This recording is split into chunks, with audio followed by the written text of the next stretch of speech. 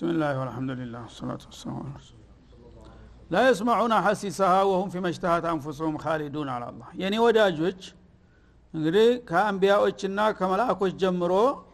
ኢባዱላህ المتقون አላህን የሚፈሩና በፍቃዱ የሚመሩ ሷሊሆችና ሙስሊሆች ሙወሂዶች እናንተ ያለ ስማቸው ስም ብትጥፉባቸውና ጣዖቶች ጋር ይወርዳሉ ብላችሁ ብትመኙም አይሳካላችሁም እነዚህ የጀሃነምን ኮቴዋን የማይስሙ እንኳን ሊገቡባት አላህ አከደ ሐሲሳ ማለት ትጮሃል ጀሃነም ሲግም አካባቢው እንደጉር ነው የሚቀውጠው ማለት ነው ያን ድምጿን እንኳን እንዲሰሙ አልፈቅድላትም እንኳን ሊገቡባት አላህ Subhanahu Wa Ta'ala ወሁም في مشتهات انفسهم خالدون እነሱ በጀነተ ነዒም ገብተው ነፍሳቸው በፈለገችው ጸጋ ሁሉ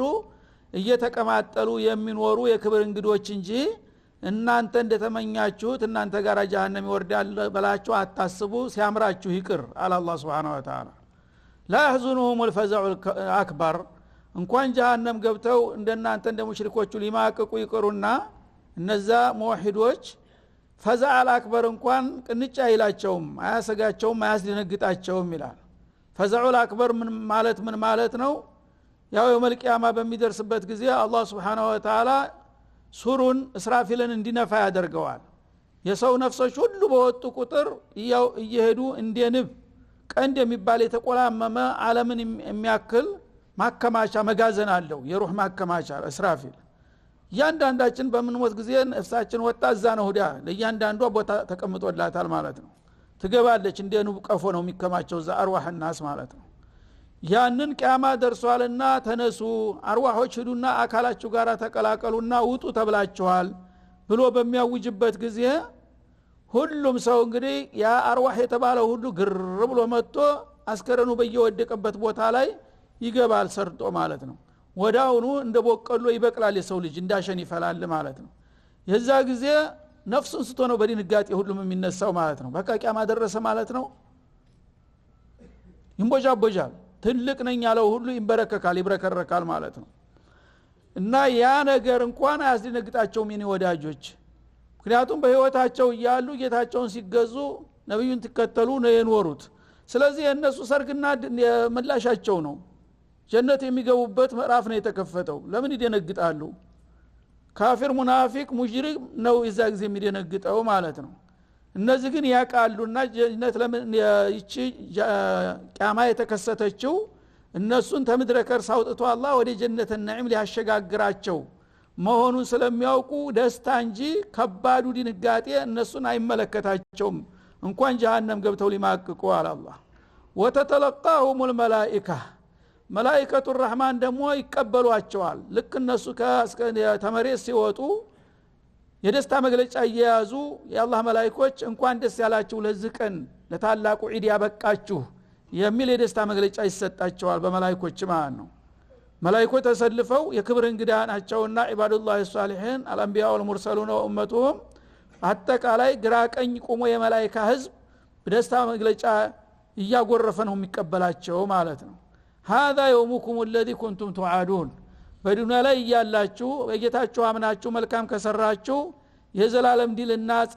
ጽድቅ ተወርሳላችሁ ጀነተ ነዒም የናንተ ትሆናለች ተብሎ ቀጠሮ ገብቶላችኋል አይደለም ያ ቀን እኮ ዛሬ ነው ዛሬ ታላቁ እድላችሁ እየተበሰረ ነው ብለው የደስታ መግለጫ እንዲሰጧቸው አደርጋለሁኝ እናንተ ግን እኛ ጋር ጀሃነም ይወርዳሉ ብላችሁ ታፋሽጋላችሁ አይምሰላችሁ አላህ Subhanahu Wa Ta'ala እና የቂያማ ቀን መንጣት እንግዲህ ሊአውሊያ ኢላ ሰርግና ምላሹ ነው ደስታ ነው ማለት ነው ምክንያቱም ጀነት ሊገባ ነውና የአላህ ጥላቶች ደግሞ አንነሳም አንጠየቅም ብለው ነበረ ጉዳቸው የሚፈላው በድንጋጤ የሚዋጡት አይናቸው ባለበት የሚደርቀው እነሱ ናቸው የአይኑን ሸፋፍት መመለስ የማይችለው ማለት ነው ይሄ መቼ ነው የሚከሰተው የውመ ነጥዊ السماء كطي السجل للكتب ሰማያትን ጽሁፍ የተጻፈባት ወረቀት ተጠቅልላ በእጅ እንደምትጨበጥ በማደርግበት ጊዜ ይላል ሱብሃንአላህ አላህ ቁድራ ሰማያት አንዱ ሰማይ ውፍረቱ ድንዳኔው ብቻ 500 አመት ያሰዳል እንደዚህ ሸንቁሮ ወደ ላይ ቢከዲ ማለት ነው ወርድና ስፋቱ እንግዲህ የት እስከ የት ልትለው ትችላለህ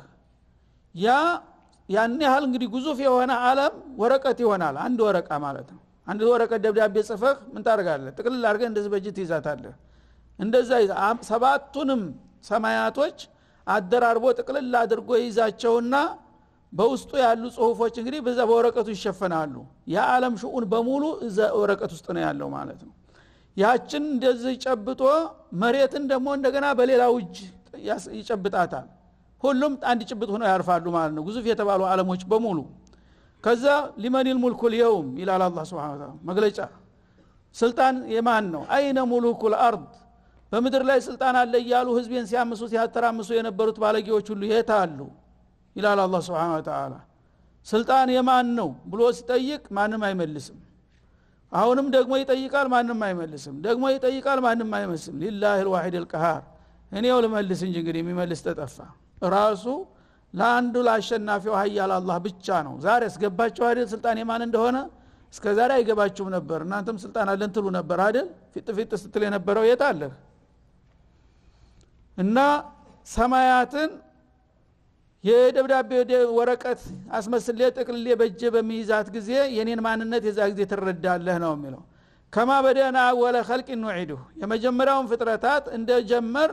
ያኔ እንደገና ሁለተኛውን ክለሳ እንመልሰዋለን እናሳያቸዋለን ፊት ለፊታችሁ ያ የተፈጠረ ሰው ሁሉ ተሞተ በኋላ ይነሳል በሰራው ስራ ይጠየቃል ይመነዳል እየተባለ ሲነገራችሁ አልዋጥላችሁ ያላችሁት ሁሉ ያኔ በቃል መሆኑ ቀርቶ የተባለው ነገር በተግባር ፊታችሁ ላይ ፊልሙን ታውታላችሁ እንዴት እንደመመልሳችሁ ይላል አላህ Subhanahu Wa Ta'ala እና በሐዲስ እንዳሉት ሁፋተን ዑራተን ጉርለን ከማ በደና ወለ ኸልቅ ማለት ከናቱ ወር ሲወለድ አንድ ልጅ ምን ይዞ ነው የሚወጣው ፕሬዝዳንት ቢሆን ንጉስ ቢሆን የፈለገው ቢሆን አንዲት ከናትራ ደረቱ ላይ ይዞ ይወጣል አንዲት ነጠላ ጫማ አለች እግሩ ላይ እንደነበረ ወሸላውን አንጠልጥሎ ምንም ነገር መሸፈኛ ሳይኖረው እንደፈጠርኩህ ነገ ደግሞ ተምድረ ከርስ እንደነበር ካርቃንህን ወሸላህን ብቻ አሹለህ ትወጣለህ የዛ ጊዜ الرجال والنساء معا مختلطين يا رسول الله አሉ አይሻ ደንግጠው ሴት ወንዱ ዝም ብሎ ልብስ ሳይኖረው ፍረት ገላውን ገልጦ ዝም ብሎ ሁሉም ዓለም በሙሉ ሲሏቸው አልአምሩ አህሙ من ذلك يا አይሻ ነገሩ አንቺ ስለመጋለጥ ታወሪያለሽ ራቁቱን ይሆን ይልበስ ቀርሞ ማን ትዝለዋል ስንት ጭንቅ ያለ አንቺ ስለ ልብስ ታወሪያለሽ እንዲያሏት والله المستعان እንደዛ እንደነበራችሁ መጀመሪያ ከናታችሁ ኮርሳ ወጣችሁ ወተረክቱም ማ خولناكم ይላል በዱንያ ላይ የሰጠናችሁ ሀብት ያ ሁሉ ኢማራ ያ ሁሉ ሰያራ ያ ሁሉ ባንክ ያ ሁሉ እንትን የታለ ጎበዝ ሲባል መልስ የለም እንደ አንዲት አንተንም ይያል አንተን ንጉስ አንተንም ይያል ሀብታም የዓለም አንደኛ ቁጥር የተባልከው አንድ ከነትራ እንኳን ሳትስ ትመጣለህ አታፍርም ይሳለቅበታል ማለት ነው የታለ እኔን ዘንግታችሁ ረስታችሁ እድሜ ልካችሁን ህይወታችሁን የሰጣችሁ ለስታካብቱት የነበረው ሁሉ የት አለ ብለን ምን ጠይቅበት ጊዜ ላይ ነው ይሄ ክስተት የሚመጣው ይላል አላህ Subhanahu Wa Ta'ala ከማ በደና ወለ ኸልቅ ንዑዱ ወዕደን علينا ይሄ ደግሞ እኛ ልንፈጽመው ያረጋገጥነው ቀጠሮ ነው ይቀራል ብለህ አታስብ እቺን አደርጋታለሁ አለ አላህ Subhanahu Wa Ta'ala ኢና ኩና ፋዒሊን አሁንም ደግሞ አከደው ይሄ የተባለውን ነገር እኛ ፈጻሚነን እመን አትመን አይቀርም አለ አላህ Subhanahu Wa Ta'ala ወለቀድ ከተብና ፊ الزبور والله ካሁን ቀደምም በተለያዩ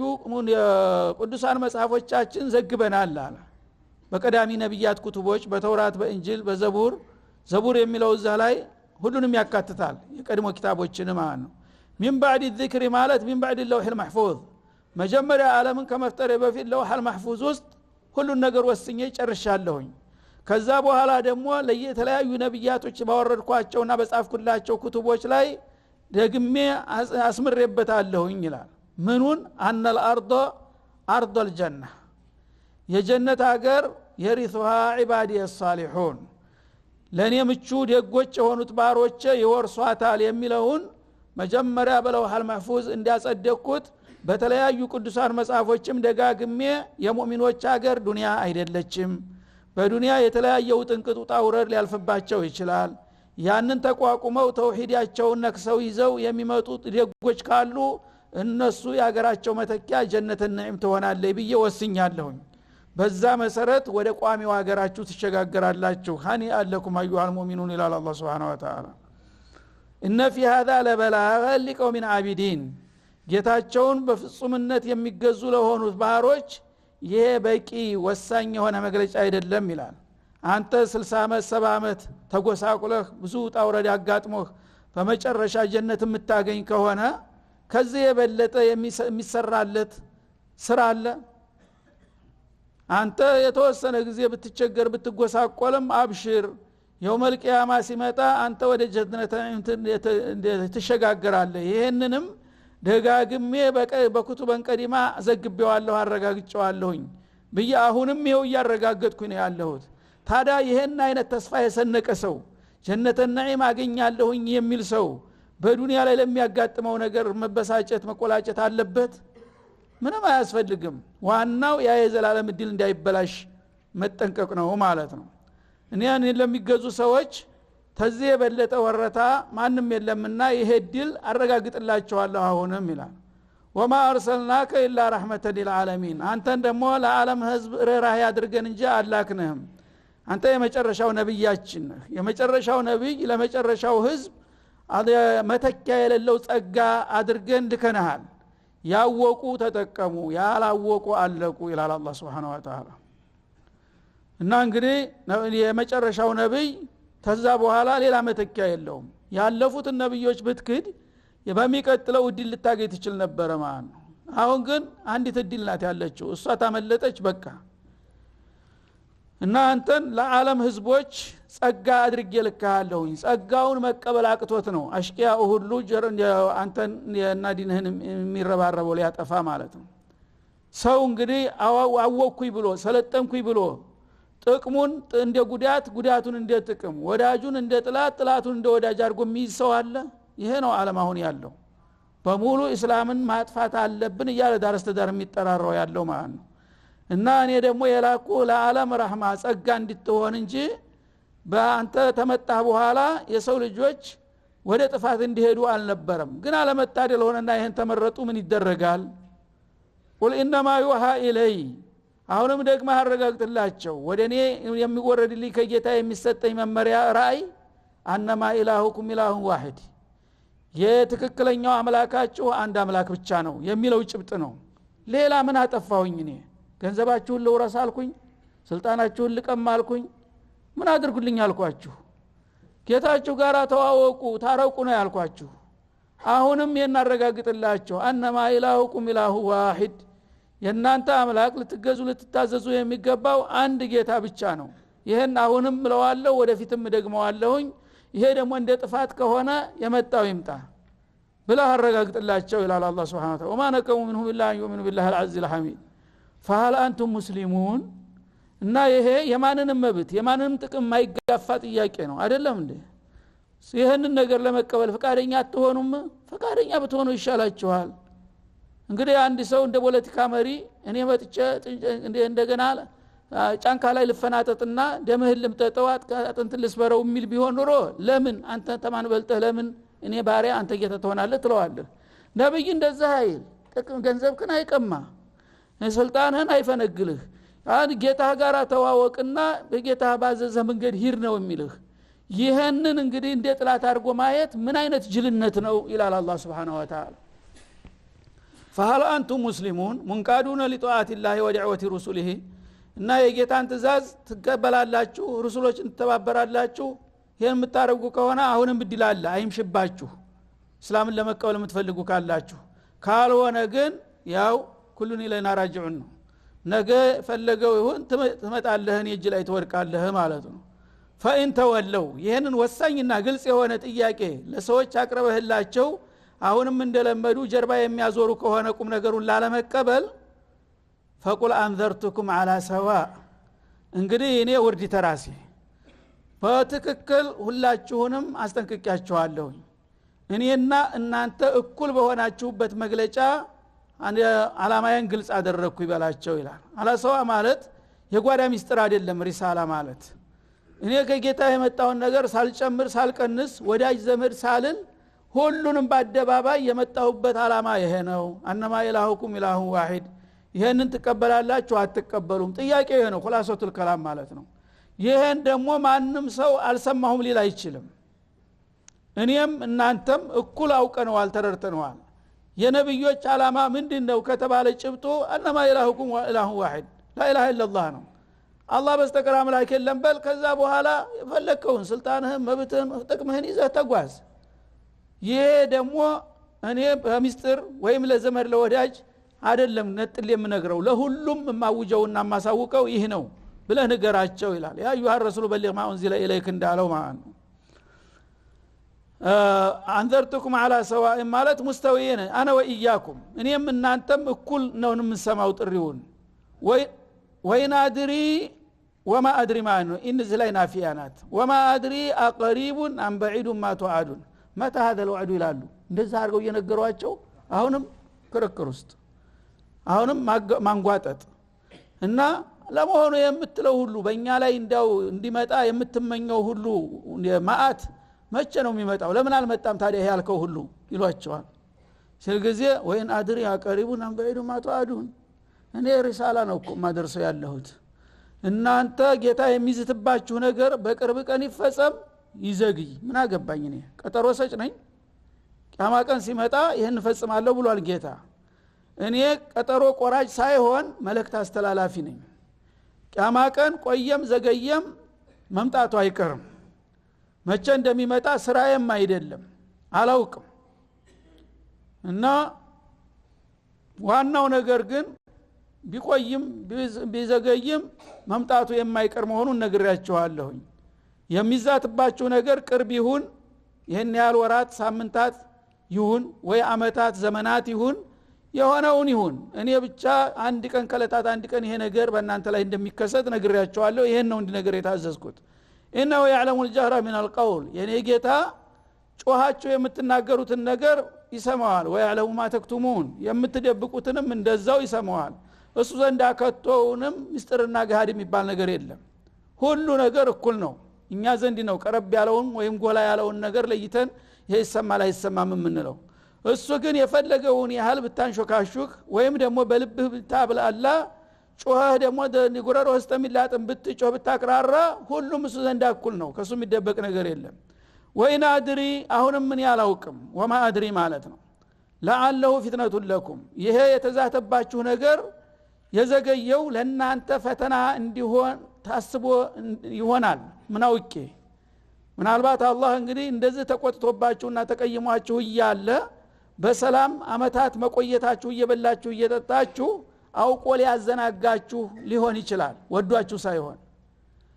ወመታዑን ኢላሂን ወይም ደግሞ ዱንያ ጠው እዚህ ግባ ማትባል ደቂቃ ስለሆነች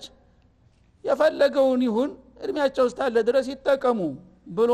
ቢሂል ብሏችሁ ይሆናል ትቷችሁ ግን የሚተወን አይምሰላችሁ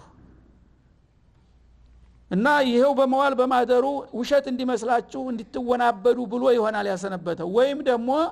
ዱንያ ምንድናት ዳረል ጀዛ አይደለችም የፈለገውን ያህል ቢከፍሩም ያው ይብሉ ይጠጡ ለጊዜው ብሎ ትቷችሁ ሊሆን ይችላል እንጂ እናንተን ወዷችሁ ፈቅዶላችሁ ወይም ፈርቷችሁ እንዳላደለ አረጋግጥላችኋለሁ ይላል ማለት ነው ከዛ በኋላ ነብዩ ሐስቢ አላህ አሉ ፈኢን ተወለው ፈቁል ሐስቢ አላህ በተባለው መሰረት ይሄ ሁሉ ግልጽ የሆነ መመሪያና ማስጠንቀቂያ እየዘነበ እነሱ ግን የበለጠ እየገረሩ ነው የሚሄዱት ማለት ነው እና አንተ ብቃኝ እንግዲህ አንተ ፍረደኛ አሉ ያን አባባላቸውን አላህ Subhanahu Wa Ta'ala የነብዩን ስሜት ወሰደውና በጥቅስ መልክ قال رب احكم بالحق وربنا الرحمن المستعان على ما تصفون ሙሐመድ በጣም አርቆ ሐሳቢና ታጋሽ ሆነው ሰውዬ እንኳን የነዚህ ግፈኞች በደል በጣም እየተደራረበ ሲያንተን ሲለው رب احكم بالحق አለኮስም እንደኑህ رب لا تذر على الارض من الكافرين ديارا እንዳለው ማለት ነው መጥፎ ሰው ከፍቶ ያከፋል አንተ ደግ ብትሆን ታጋሽ ብትሆን የመጨረሻ እንግዲህ ባለጌ ሰው አንተ ኸይር በተነገርክ ቁጥር እሱ ሸር ነው የሚያመጣው አንተ ኸይር ባሰብ ቁጥር እሱ ሸር ነው የሚመልስልህ ያነ ነብዩም አለይሂ ሰላቱ ወሰለም ስሜታቸው ተነክቶ ሳያስቡት رب يحكم بالحق وربنا الرحمن المستعان على ما تصفون እንግዲህ እነዚህ ሰዎች ነገርኳቸው ያልከኝን ሁሉ አስረዳኋቸው ግን እነሱም ይዋጥላቸው አይደሉምና አንተ እንግዲህ እውነተኛውን ፍርድህን ስጥ በእኔና በእነሱ መካከል አንተ ዳኝነትን እንድሰጥ ተጠብቃለሁ እንጂ ከነሱ ኸይር አልጠብቅም አሉ እና ረቡና الرحمن ሩሩ የሆነው ጌታችን አልሙስተዓን ማንኛውም ደካማ የሚመካበትና እርዳታውን የሚከጅለው ጌታ አላማተ ሲፉን እናንተ ከምትሉት ከምዘላብዱት ነገር በፍርዱ በውሳኔው እንደሚገላግለኝ ተስፋ አደርጋለሁኝ ብሎ እንዲያው አቤቱ ታቀረበባችሁ ምን ትላላችሁ እንግዲህ በቃኝ ፍረደኝ እያለ ነው ነብዩ ልፍረድ ይላል አላህ Subhanahu Wa Ta'ala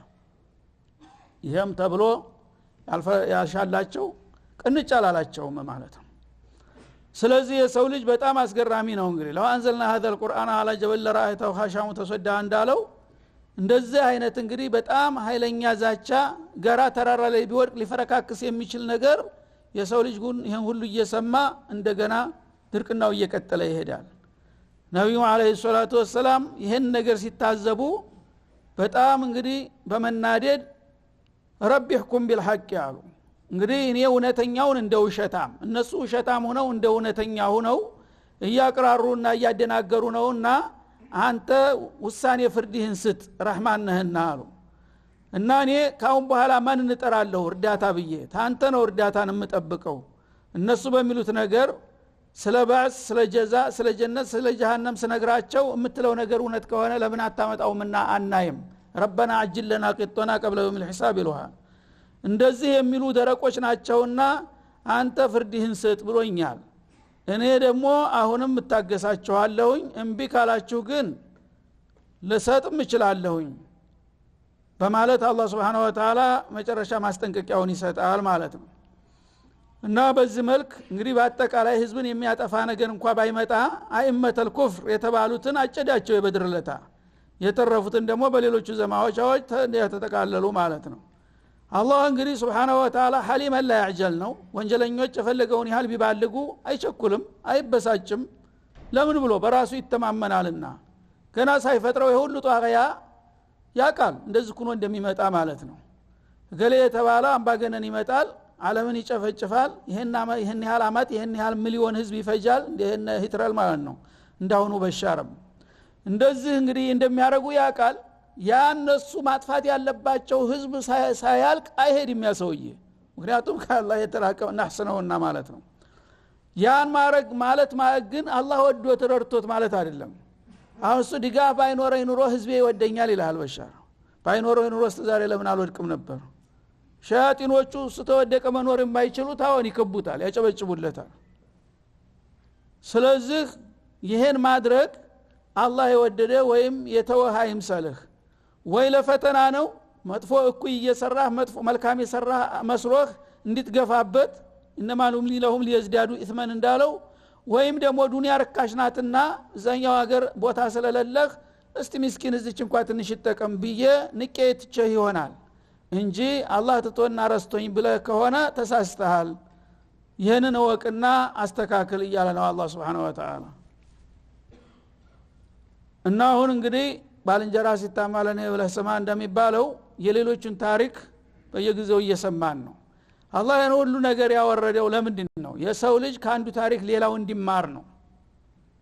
የሰው ልጅ ታሪክ ይሰራል በመጥፎም በመልካምም ቢሆን ማለት ነው